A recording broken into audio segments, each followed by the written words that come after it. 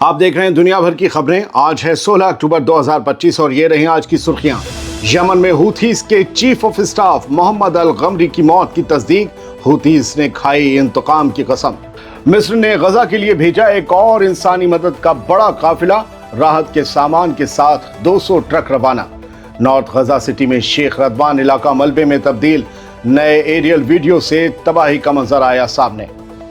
Tehran times की report से बड़ा खुलासा, ईरान पर हुए इस्राएली हमलों में जर्मनी की फौज भी थी शामिल।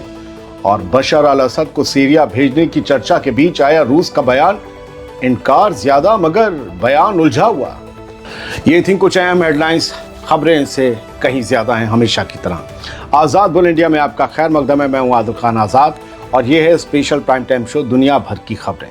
तो चलिए शुरू करते हैं तफसील से खबरों का ये सिलसिला।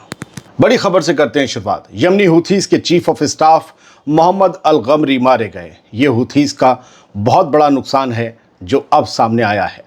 यमन के हूथी ग्रुप ने जुमेरात को ऐलान किया कि उनके chief of staff Mohammad Abdul Karim al Ghamari मारे गए हैं। बयान में कहा गया कि वो अपना फ़र्ज़ निभाते हुए शहीद हुए। हालांकि हूथीज ने सीधे तौर पर इसराइल पर इल्ज़ाम नहीं लगाया, मगर उन्होंने कहा कि इसराइल के साथ जंग अभी ख़त्म नहीं हुई और उसे अपने जुर्म की सज़ा ज़रूर मिलेगी। माना जा रहा है कि उनकी मौत शदीद ज़ख्मों से उबर न पाने के चलते हुई है। हूथी ग्रुप ने हाल के महीनों में इसराइल की तरफ कई मिसाइलें दांगी थीं, जिन्हें ज़्यादातर इंटरसेप्ट कर लिया गया। इसके जवाब में इसराइल ने हूथीज़ के इलाकों पर कई हवाई हमले किए थे, भारी तबाही मचाई थी। जून में इसराइल ने हूथीज़ के कई सीनियर मिलिट्री अफसरों को टारगेट करने का दावा किया था। और आपको ये भी बता दें कि अभी 3 रोज़ पहले ही हूथीज़ के सुप्रीम लीडर ने यह ऐलान किया कि गज़ा में सीज़ फायर के बाद अब हम इसराइल पर हमले बंद कर रहे हैं, लेकिन अब इंतकाम की बात कही जा रही है। गज़ा की खबरों का रुख करते हैं। गज़ा के लिए मिस्र ने, इजिप्ट ने 12वां राहत काफिला भेजा है, जो बहुत बड़ा हिस्सा है इसमें। मिस्र के national alliance for civil development action की तरफ से तैयार किया गया इंसानी मदद का 12वां काफिला जुमेरात को गज़ा के लिए रवाना हुआ, जो जंग की शुरुआत से अब तक जारी मिस्र की राहत कोशिशों का एक और सिलसिला है। इसमें जितनी राहत है और जितने ट्रक हैं वो सब मिस्र की तरफ से ही भेजे गए हैं। इस काफिले में 200 से ज़्यादा ट्रक शामिल हैं, जो खुराक, आटा, टेंट, कंबल और ज़रूरी सामान लेकर जा रहे हैं। इसके अलावा मिस्र की तरफ से गज़ा में 36 एम्बुलेंसें भी तैनात की गई हैं, ताकि ज़रूरत पड़ने पर फ़ौरन बीमारों को राहत दी जा सके। एम्बेसडर नबीला मकरम, जो नेशनल अलायंस की टेक्निकल सेक्रेटरी हैं, उन्होंने बताया कि ये काफ़िला आखिरी नहीं है। 100 से ज़्यादा नए काफ़िलों की तैयारी चल रही है। एक काफ़िले में 200 ट्रक, 100 से ज़्यादा नए काफ़िलों की तैयारी चल रही है, जिन्हें आने वाले दिनों में रवाना किया जाएगा, ख़ासकर सर्दी के मौसम और बढ़ती इंसानी ज़रूरतों को देखते हुए। रफ़ा बॉर्डर पर एक और खबर आई है कि ये अगले हफ्ते के बीच खुल सकता है। अल अरेबिया को मिली इत्तला के मुताबिक गज़ा और मिस्र के दरमियान रफ़ा बॉर्डर क्रॉसिंग अगले हफ्ते के बीच में दोबारा खोली जा सकती है, किसी भी दिन, बुध या जुमेरात को। इसराइल ने जुमेरात को आज ये ऐलान किया कि रफ़ा क्रॉसिंग की तैयारियां जारी हैं उसे खोलने की, लेकिन इसे सिर्फ लोगों के आने जाने तक महदूद रखा जाएगा। इससे सामान, ट्रक, ये सब नहीं आएंगे। सिर्फ लोग जो मिस्र की तरफ या दूसरी दुनिया में जाना चाहते हैं वो जा सकेंगे, और जो गज़ा आना चाहते हैं वो आ सकेंगे। जो गज़ा के लोग हैं, बाहरी लोग नहीं। सोर्सेज के मुताबिक सिक्योरिटी और लॉजिस्टिक वजह से क्रॉसिंग खोलने में देर हो रही है। नॉर्थ गज़ा सिटी के शेख रदवान तालाब के आसपास की तबाही का एक वीडियो सामने आया है। ये ड्रोन फुटेज, ये एरियल फुटेज, इसमें पूरा इलाका मलबे के ढेर में तब्दील नज़र आ रहा है। वीडियो में दिखता है कि कभी घनी आबादी वाला ये मोहल्ला अब बर्बाद इमारतों और तबाह हो चुकी सड़कों का सबूत बन चुका है। चारों तरफ सिर्फ कंक्रीट, धूल और टूटे घरों के निशान दिखाई देते हैं। यहाँ एक तालाब था, वो अब भी है, लेकिन सब कुछ आसपास तबाह हो चुका है। लोकल सोर्सेस के मुताबिक इसराइल के पिछले महीनों में हुए हमलों में दर्जनों रिहायशी इमारतें पूरी तरह से तबाह हो गईं। राहत एजेंसियों का कहना है कि इस इलाके में अब भी कई लोग लापता हैं और मलबे में फंसे लोगों की तलाश जारी है। यूनाइटेड नेशंस डेवलपमेंट प्रोग्राम यानी UNDP ने कहा है कि गजा पट्टी को 2 साल की तबाही के बाद दोबारा बसाने और खड़ा करने और महफूज बनाने में करीब $70 अरब की ज़रूरत होगी। UNDP ने अपनी वेबसाइट पर एक बयान में कहा कि हालिया सीज़फायर के बावजूद गजा तक इंसानी मदद बेहद लिमिटेड तादाद में बड़ी महदूद पहुंच रही है। एजेंसी के मुताबिक गजा की कुल ज़मीन का एजेंसी के मुताबिक UNDP के मुताबिक गजा की कुल ज़मीन का 84% हिस्सा तबाही की चपेट में है, जबकि गजा सिटी में ये फिगर 92% तक पहुंच गई है। यानी जो मिशन शुरू किया गया था 2 महीने पहले गजा सिटी में, उसमें इसराइली एयरफोर्स ने और इसराइली डिफेंस फोर्स ने, आर्मी ने मिलकर गजा सिटी के 92% हिस्से को 92% को तबाह कर दिया है। क्या तबाही मचाई है।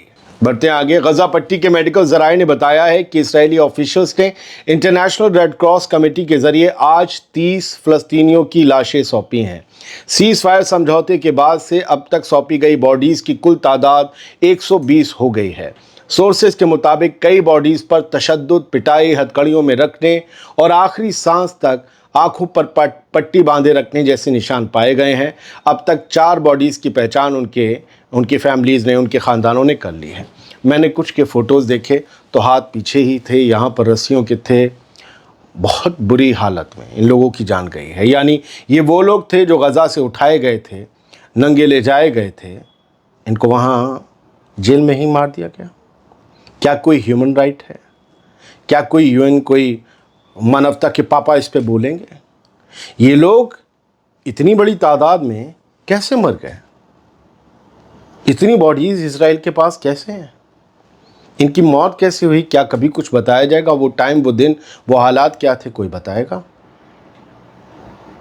सब याद रखा जाएगा। ईरान से एक बड़ी खबर है। ईरान के जले पर नमक छिड़कने वाली खबर यह है कि जर्मन फौज भी इसराइल के साथ मिलकर पिछले जून के हमलों में शामिल थी। तेहरान टाइम्स, जो ईरान का बड़ा अखबार है, उसके हवाले से आई ये रिपोर्ट बताती है कि 12 दिनों तक जारी रहा इसराइली हमला सिर्फ तेल अवीव का नहीं था, बर्लिन की मिलीभगत भी उसमें मौजूद थी। जर्मनी के चांसलर फ्रेडरिक मर्ज ने उस वक्त खुलेआम कहा था कि इसराइल वेस्ट का गंदा काम कर रहा है। यानी जो काम बाकी मुल्क करने से डरते हैं वो इसराइल कर रहा है। मर्ज ने यह भी माना कि उन्हें हमलों की पहले से इत्तला थी। यानी जर्मनी को मालूम था कि क्या होने जा रहा है, फिर भी वो चुप रहा। अब ईरान में इसे कहा जा रहा है रियासती दहशतगर्दी, यानी स्टेट टेररिज्म। और बर्लिन से पूछा जा रहा है जर्मनी से कि आखिर किस हक से जर्मन सिपाही इस्राएली बंदूकों के साए में इसराइल की ज़मीन तक पहुंचे ईरान के खिलाफ। बताया जाए, कत्ल का ये कारोबार सेल्फ डिफेंस, आत्मरक्षा के नाम पर हुआ और नतीजा ये है कि 1000 से ज़्यादा ईरानी मारे गए और कई शहरों में तबाही मची।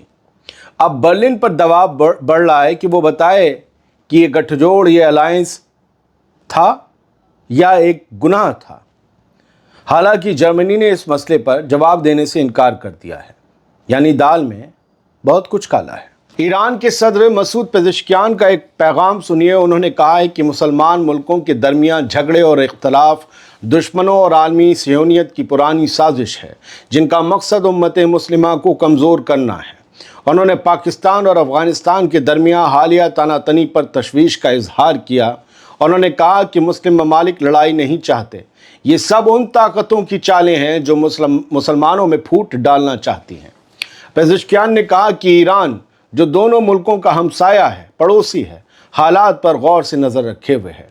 उन्होंने ज़ोर देकर कहा कि इत्तेहाद ही इस इलाके में अमन की ज़मानत है और मुसलमानों को चाहिए कि वो एहतियात और अक्लमंदी से दुश्मनों की चालें नाकाम बनाएं। हालांकि हम बता दें, पता ही होगा, अफ़गानिस्तान और पाकिस्तान के बीच एक टेम्पररी सीज़ फायर हो गया है। व्लादिमीर पुतिन और अहमद अलशरा की कल मुलाकात हुई मॉस्को में, रूस में, और उसके बाद मुलाकात के बाद बशर अल असद की सरेंडर पर रूस का एक उलझन भरा बयान सामने आया है। इसमें इकरार तो कम है सरेंडर पर, मगर इनकार भी पूरी तरह से मुझे नहीं नज़र आ रहा।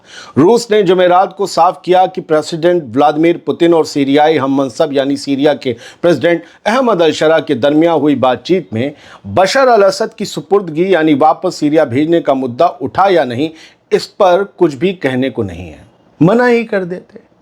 क्रेमलिन के रूस के प्रेसिडेंट के दफ्तर के तर्जुमान स्पोक्स पर्सन दिमित्री पेस्कोव ने एक प्रेस ब्रीफिंग में कहा, हमारे पास असद से बशर अल-असद से मुतालिक कोई बात कहने को नहीं है। इस सिलसिले में हमारे पास कोई रिपोर्ट नहीं। मॉस्को में हुई मुलाकात के दौरान अहमद अल-शरा ने कहा कि सीरिया रूस के साथ एक हिस्टोरिकल और स्ट्रेटजिक रिश्ते बहाल करना चाहता है और जितने मुआहदे रूस और सीरिया के बीच पहले हुए थे वो सब जिंदा रहेंगे, उन पर काम किया जाता रहेगा।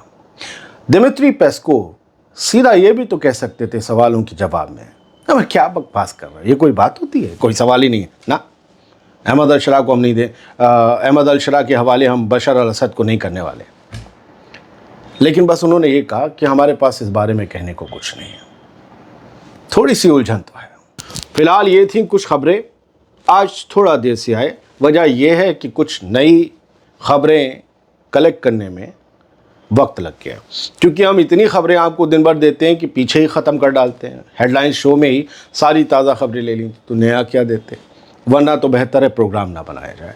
बहुत से लोग हमसे पूछ रहे हैं आप गज़ा कब जा रहे हैं, तो हम उनसे कह रहे हैं कि भैया रास्ते खुलवा दो, बाहर के लोगों की एंट्री करवा दो। अभी तो गज़ा वाले ही गज़ा में नहीं जा पा रहा है, लोगों के थोड़े से मस्से हैं, 5% हैं। बहुत बहुत शुक्रिया, सलामत रहिए, खुश रहिए।